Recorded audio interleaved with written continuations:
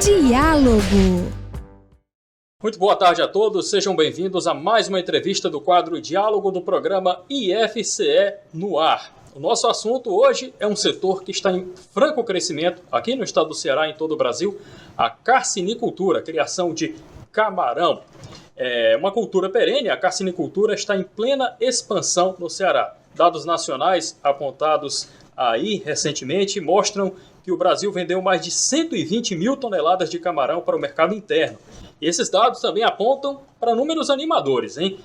Uma expectativa de crescimento de 10% em 2022 a partir do melhoramento genético e também da retomada das exportações. Eu sou o Douglas Lima, aqui do Departamento de Comunicação da Reitoria do Instituto Federal do Ceará, e sobre esse assunto eu converso agora com o professor Ítalo Regis Castelo Branco Rocha.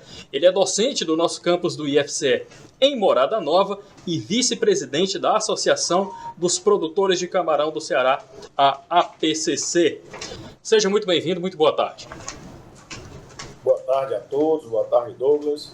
É sempre um prazer estar falando sobre os números, né, da carcinicultura, tentando trazer aí a realidade do nosso setor, né? E como foi muito bem dito por você, a carcinicultura ela vem tendo uma questão de interiorização, né?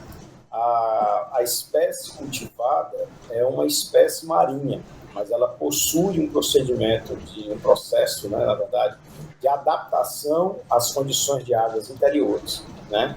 E ela promove um procedimento chamado osmorregulação, né, que permite que ela sobreviva e tenha bons resultados, né, em um ambiente de águas oligoalinas, que seriam as águas dos nossos rios, né? Com uma grande vantagem.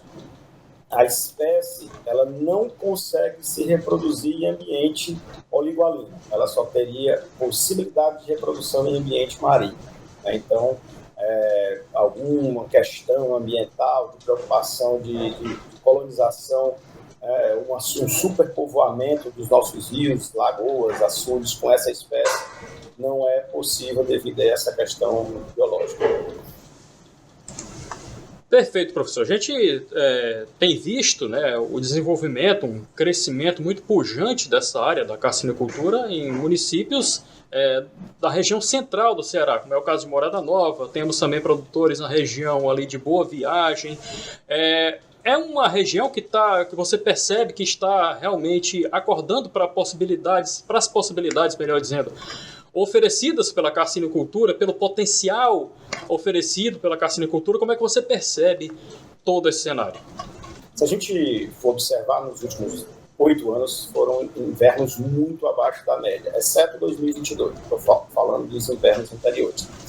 E o que é que isso ocorreu, né? A migração ou a paralisação de muitas atividades que dependem da água, né? Tanto agro como pecuária. E essas atividades, né, foram barradas ou suprimidas pela ausência da água nos leitos dos rios ou nos reservatórios também. Mas o que aconteceu com a carcinicultura? Ela foi na contramão dessa realidade. Por muitos motivos, né, que a gente possa apontar aqui, mas é como se fosse um exemplo, né, para dizer o seguinte: olha, a atividade de carcinicultura, apesar de ser rotulada por usar muita água, na verdade é o contrário. Ela usa menos água do que o arroz, menos água do que outras atividades. Ainda tem um adicional que a gente não usa água. Eu costumo dizer um termo que a gente empata a água. Como é empatar? Eu capto a água, coloco no meu viveiro, do meu viveiro ela vai para uma bacia de sedimentação, da bacia de sedimentação ela retorna para o viveiro novamente. E em casos excepcionais ela pode ser disponibilizada ao ambiente depois de ser tratada, passada pela bacia, né? Então, é uma água que não é consumida, ela é empatada. E outra vantagem, existe na aquicultura a modalidade de aquaponia, que usa a água da carcinicultura, da piscicultura para irrigar plantações. Então, essa água da atividade ela é muito rica e ela pode e deve ser utilizada para atividades agrícolas, exatamente no período de baixa quantidade de água. Acho que esse é um dos motivos, falando do ponto de vista da disponibilidade do recurso hídrico. E a outra questão é a lucratividade da atividade, né? A gente vê no perímetro irrigado de Morada Nova pessoas de pequenos agricultores, produtores que possuem 4, 5 hectares, né? Que migraram do arroz, da pecuária de subsistência, da plantação do capim, para quê? Para a cassinicultura, né? E fazendo isso de maneira escalonada. Como? Ele começou conseguindo fazer um simples viveiro. Viu a lucratividade, viu o retorno, construiu mais um. E, subsequentemente, ele utilizou o seu terreno da melhor forma possível para montar, né, ou iniciar uma atividade que ele percebeu, por exemplos próprios e exemplos de colegas, né, de outros mutuários do perímetro irrigado de Morada Nova, que se saíram muito bem nesse período aí dos últimos 5 anos, que foi quando a atividade começou a despontar em águas oligoalinas nesse perímetro ali de Morada Nova. Quais são os principais desafios, entraves e gargalos que esses produtores enfrentam? É a questão técnica? É a questão ambiental? É uma falta ainda de um conhecimento um pouco maior e mais sedimentado em torno dessa área? O que você percebe como principais desafios, principalmente no sertão do Ceará, principalmente em municípios como Morada Nova, que estão vendo esse crescimento da cassinicultura?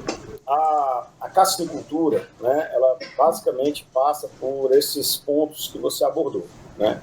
Eu vou tentar pontuar, né, um de cada vez. Falando do ponto de vista de conhecimento, né, o conhecimento técnico que os produtores possuem realmente é bem abaixo do mínimo necessário, né? Existe ali um aprendizado pela convivência ou um aprendizado porque viu o outro fazer, né? Então, isso às vezes acomete aquela lembrança do telefone sem fio, que uma pessoa conta um fato de um jeito, aí é transformado para outro fato, quando chega lá no final não tem nada a ver do que foi dito. E aí acontece confusões ou erros grotescos do ponto de vista de gestão, do ponto de vista de manejo, do ponto de vista de N outros fatores.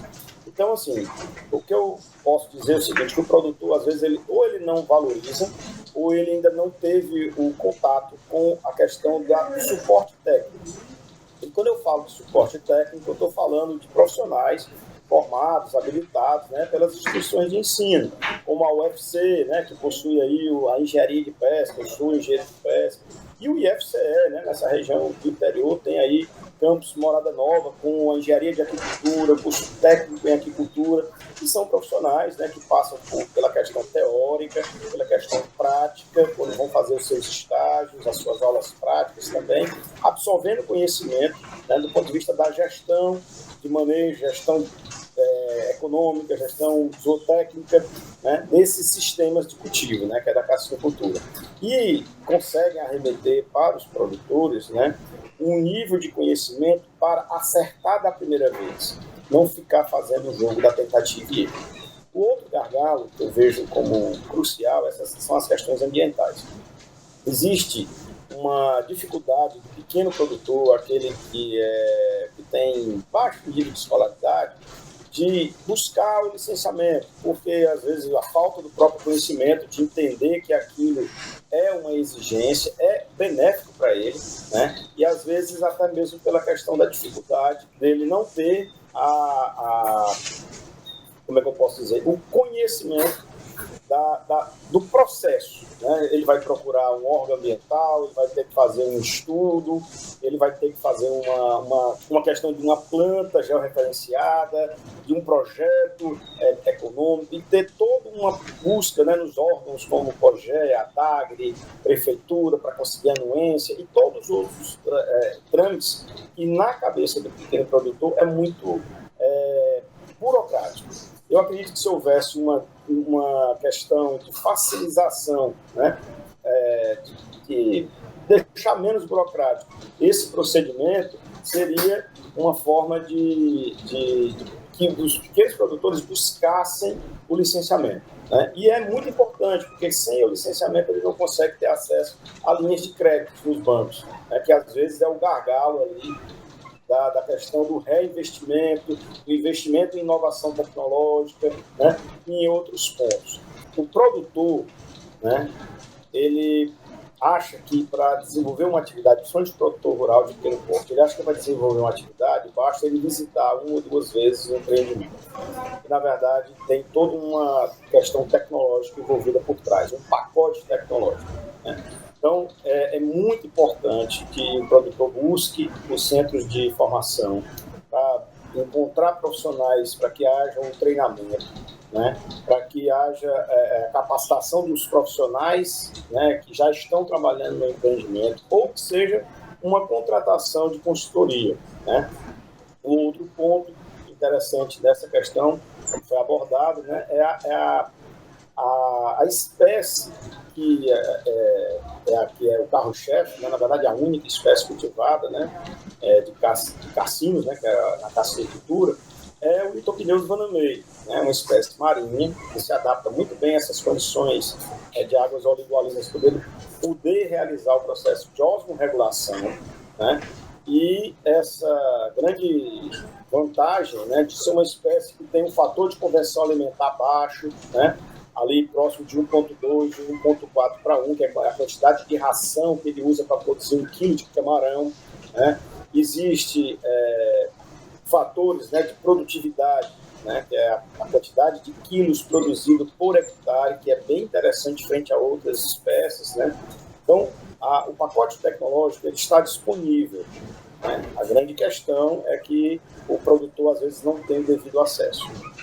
E aí, quando eu falo dessa questão do devido acesso, pode ter um fator de custo, né, do produtor não ter capacidade financeira para se aproximar desse serviço, né?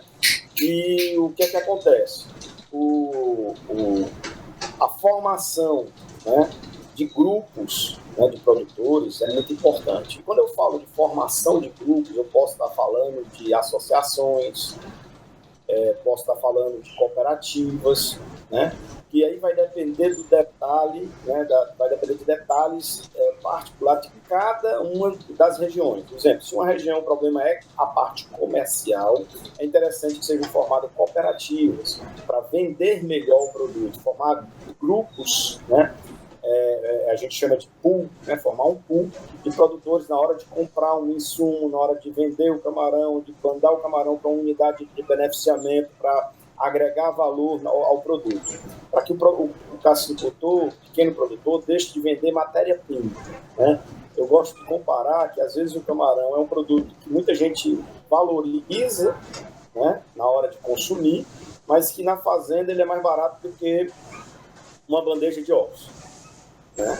Lógico, a bandeja de ovos vai alimentar muito mais pessoas, né? Um grupo maior de pessoas. Porém, a questão de você comparar, às vezes, um quilo de camarão com um quilo de picanha, né? Do ponto de vista, vou consumir um produto com melhores características nutricionais, e também o corpo do ser humano é preparado para consumir proteína animal, né, proteína animal de origem do mar. Por quê? Por exemplo, uma pessoa, quando chega lá aos seus 60 anos, procura um médico, a primeira coisa que ele faz: vamos fazer uma reeducação alimentar, vamos suspender aqui a carne vermelha e outras proteínas e vamos buscar a carne branca. Com qual origem? De pescado, seja peixe, seja camarão, né? Então, essa questão da busca pelo alimento saudável também é um ponto que tem que ser considerado, né? E para valorizar a nossa proteína, né? Deixar de oferecer um produto in natura, né? Antigamente, eu posso falar isso, uns 40 anos atrás, você ia em qualquer mercado, você via o frango exposto inteiro, mas aí, foi tirado das penas, né? Como dizer assim, está preparado para a oferta. Hoje, você vai procurar o frango, tem 50 tipos de oferta de frango. Tem só o coração, a asa, a coxa, ele cozido, ele tem várias outras combinações, só o peito do peru, o peito do frango, desculpa. Então isso faz com que o valor do produto seja agregado um valor, né? Para que ele facilite o consumo, né? As pessoas querem praticidade, né? Querem um alimento que atenda ao que eles querem. Então o camarão seria interessante que ele fosse nessa linha também, de passar pela unidade de beneficiamento, de ter a questão da rastreabilidade, da vida de prateleira mais alongada e tudo mais.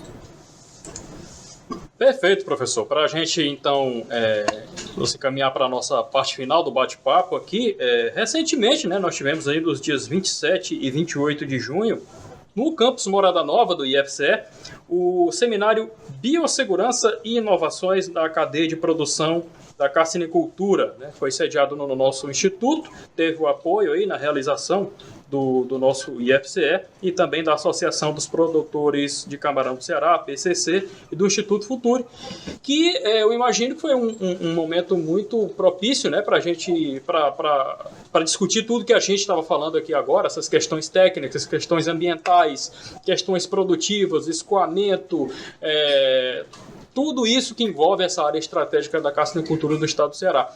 Você participou ativamente, né, desse evento, até na organização. Eu queria que você falasse um pouquinho para a gente como foi, como é que os produtores receberam esse momento de ajuntamento em torno da temática. Imagino que tenha sido muito bom, né, professor?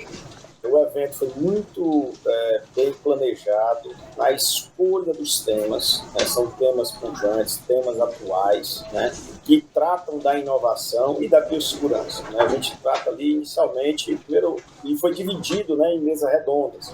Para quê? Para concentrar os interesses. O produtor que tem um pequeno interesse numa determinada atividade, ele vai lá para tentar sanar suas dúvidas, né? Então a gente dividiu uma mesa redonda, duas pessoas falando, um com um pensamento e outro com o outro pensamento. Os assuntos foram importantes para que os alunos tivessem acesso, né, e os produtores também teriam acesso aos temas, conseguirem, né, buscar mais conhecimento, né, se aprofundar naquelas aquelas informações, né, que foram pinceladas lá no evento, com o intuito de aplicar na atividade, né, na gestão da atividade de carcinicultura.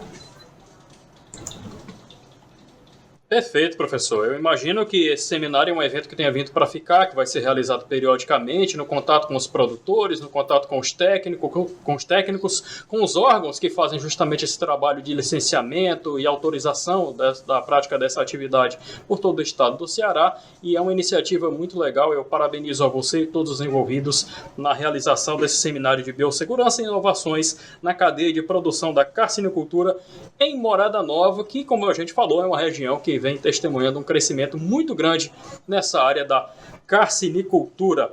Nós conversamos, então, estamos chegando ao final do nosso tempo aqui, da nossa janela de tempo, professor. Nós agradecemos mais uma vez ao professor Ítalo Regis Castelo Branco Rocha. Ele é professor, né, do nosso campus do IFCE em Morada Nova e vice-presidente da Associação dos Produtores de Camarão do Ceará. Palavrinha final, professor. Pronto, só acrescentar, né, sobre essa questão do evento, né? O pessoal do Instituto Futuri me procurou para a realização do evento, né? Esse evento ele foi acolhido, né, somente acolhido pelo espaço, né, pelo IFCE, o diretor do campus, né, diretor-geral, de pronto viu a importância e a relevância da realização desse evento, foi disponibilizado o espaço e a PCC, né, atuou ali como elo de ligação com o setor produtivo, né, de propagar as informações, convidar os produtores, convidar os fornecedores de insumo que também se fizeram presentes, né, que são elos importantíssimos para o desenvolvimento da cadeia, né? Então, foi um evento bem eclético, contou aí com a presença de todos os envolvidos, né? A gente espera realmente que ele se torne um evento sistêmico, né? Entre aí no calendário de realização da atividade, né, lá do nosso campus e a PCC em paralelo consiga incorporar no nosso calendário de eventos, né, para o desenvolvimento da atividade e que os produtores e alunos se apropriem desse conhecimento e estejam presentes aqui com a gente nas outras edições. Certamente estarão. O convite, né, agradeço o convite por essa entrevista e a gente sempre estará à disposição para tentar trazer mais informações da nossa atividade. Nós é que agradecemos, professor Ítalo Regis, do nosso campus Morada Nova do IFCE. Vamos ficando por aqui, chegamos ao fim da nossa entrevista, mais uma entrevista do quadro Diálogo do IFCE. O programa IFCE no ar volta na próxima quinta-feira e, é claro, você já sabe, às 14 horas, aqui na FM Universitária 107,9. Obrigado a todos que nos acompanharam até agora e até o próximo IFCE no ar. Até mais, pessoal.